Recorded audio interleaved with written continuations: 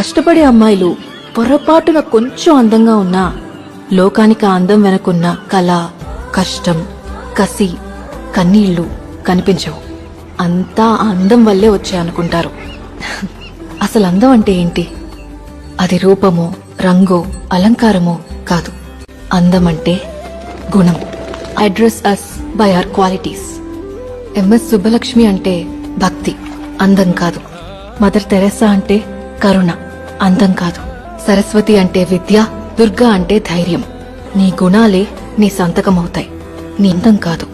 అందుకే ప్రపంచము మగాళ్ళలో కాదు, ఆడదే ఆడదాన్ని అందాన్ని దాటి చూసుకోగలగాలి.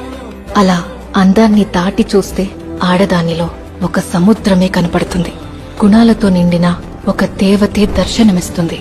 So seek for the goddess in you. Goddess in you.